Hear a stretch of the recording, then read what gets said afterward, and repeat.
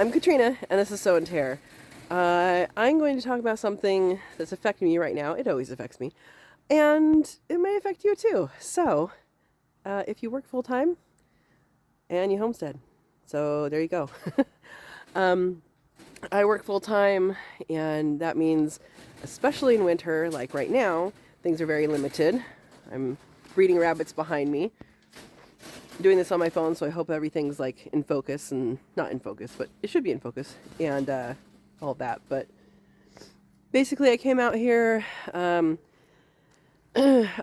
went to the post office today and got a PO box, so that will be down in the description if you guys want to send me something snail mail. That is available now. Yay! Finally got that done. And then I went up here and I needed to confirm Penne, and I confirmed that she was not pregnant. So they've had one fall off so far, and they're going to have two more, hopefully, before I go in. But what that means is I was going to do some planting of things, yes, in the winter, in the ground, and I'm not going to be able to do that in the daylight. So anyway, I want to talk to you about how to manage some time when you work from home or when you work a full-time job. I work from a full-time job from home. So sometimes I'll do stuff in the morning and then finish it in the evening, do something that takes 2 minutes, in a break, and use it that way. And other than that, most of what I do is after work. So I'm generally not a morning person, but after work is usually when I do things. In the winter time, that is limiting. It's limiting because we don't have that much daylight. I'm not sure how much this is going to pick up looking out towards the valley, but we don't have much daylight in the winter. My neighbor told me it's going to be just over 9 hours is the shortest day of the year. And we're coming up on that on the 21st. So there you go. I'm noticing I also have fog. It's not that cold, but it's cold enough. So hopefully the quality of the video is okay. So how do you work full time and get things done? First of all, you need a priority list. So it was my priority to come out here and make sure that these rabbits were bred. Now, Penne was bred yesterday, and so was Risotto. So Penne is currently getting her second chance, and what happened is both of them were bred last night.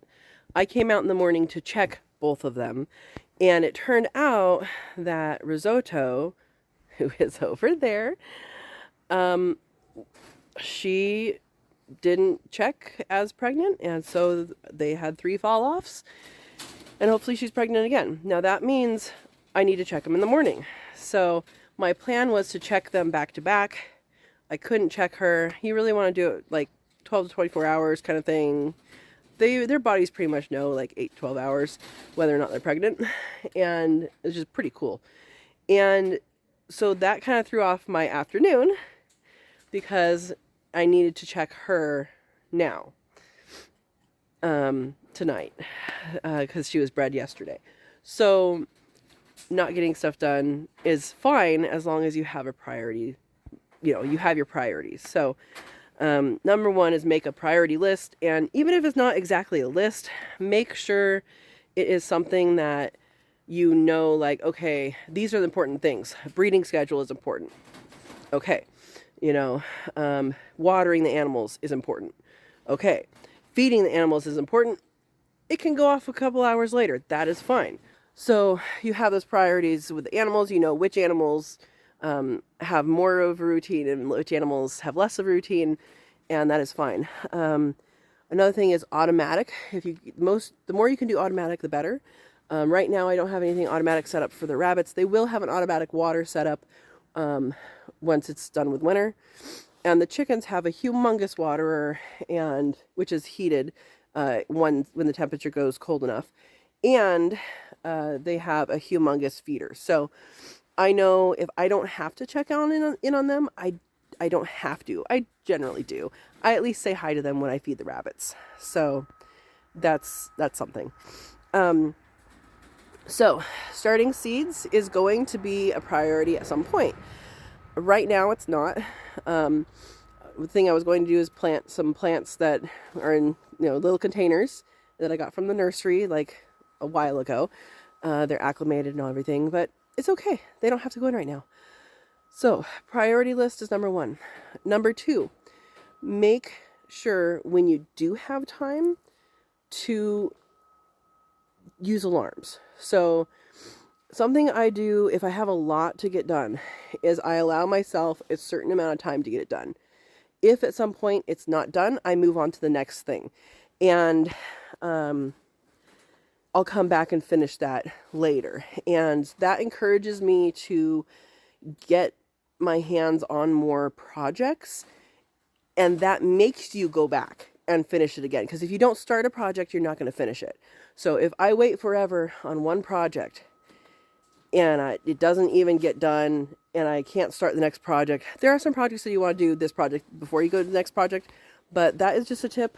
For me, the way I work, that works for me, is I can have startings of a project, get it all the way done, get it most of the way done, get it to a point that I can stop and go on to the next project. So putting an alarm on your phone will make you actually stop, look at your phone, say, okay, what was I supposed to be doing? Oh my gosh, I'm an hour off. I guess I'll reset this alarm for after that.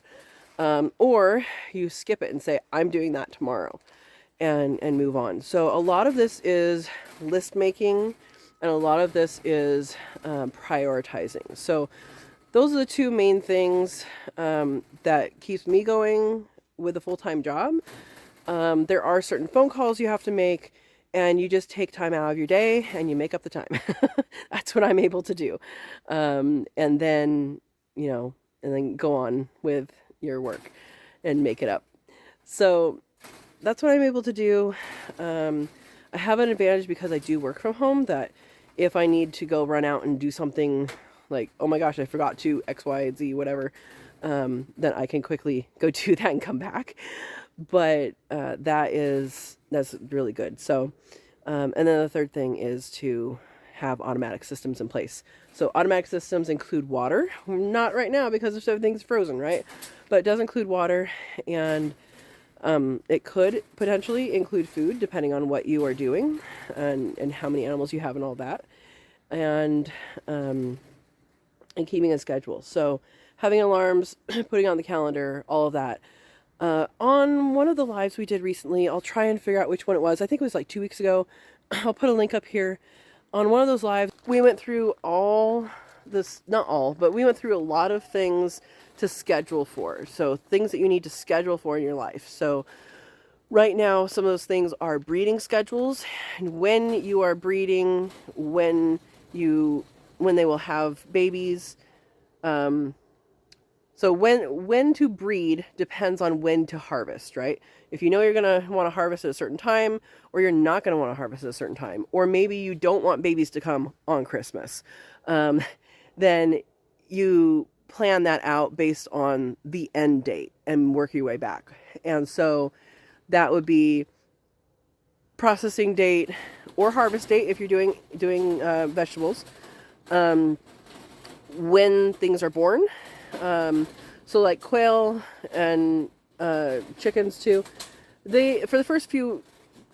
quail for the first at least week, they're pretty sensitive, at least 3 days old. So you want to be able to be there. You don't want to leave that to somebody else to accidentally kill your birds. So that's one thing. And then go backwards from that and say, when do I need to breed, plant, or set eggs in the incubator? So those are 3 things to think about and to actually schedule out. So I will put a link up to that. I should have already, hopefully. And hopefully that will give you a good thing to work through, because we had some questions from the people watching about, kind of how long things take and all that. So, and then also find your last frost date.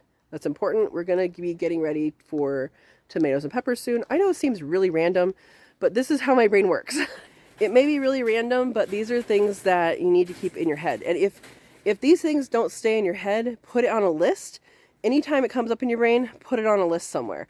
And I've been keeping track of the tomato and pepper stuff for a while, so that's been in my brain. Not time yet, but we're getting close. So there you go. Planning, automatic, and priority. I don't know. There's probably something else I said. So I hope this helped. I hope it wasn't just rambling. And I hope you can understand that if you work a full-time job and want to homestead, you can. Right now, I just have rabbits and 3 chickens, and then a garden. I will have more, but this is totally manageable. Totally manageable. One person, full-time job, totally manageable. So, finding ways around yourself. So, like I said, I'm not a morning person, but guess what? I got up early this morning to confirm that these 2 ladies are pregnant, and, well, there you go. You found out the reason they weren't, and that's why I'm out here making this video instead of a gardening video. Okay, so I'm back out here. It's way after dark. I decided before I feed these guys that I'm going to test risotto with Percy. So she did need to be rebred. So we bred her last night, checked this morning. She was not pregnant this morning. So rebred this morning and then checking now. And so that is why it's important to check them, is because if we would have gone 30 days out, 35 days out, and she didn't have babies, well, we would know that today. We don't need to wait 35 days to find out. But this is what I mean by having your time flexible and being able to do things at random times of the night. I'm a night owl. These bunnies are more active at night than they are in the daytime anyway. But anyway, they're in here, and actually being a night owl is pretty good because that's when you see mamas nursing their babies, because rabbits do that only a couple times a day. So anyway, let's see what happens with her. Oop. Hi, baby. So I'm actually in their space, like I'm in the doorway. And this is why I like to have a door big enough that I can be in here so I can grab her when I need to. Much easier.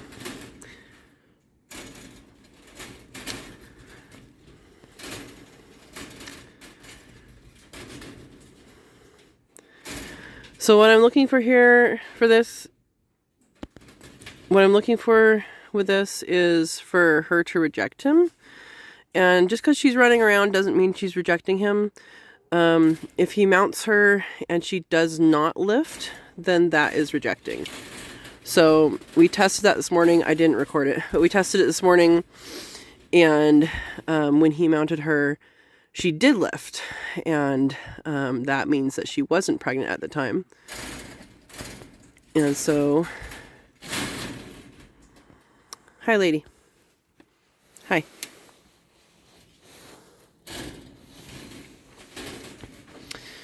So other people will not wait until they try. I like to wait until they try, or there's a couple other signs that she's just really, really not interested because she's pregnant.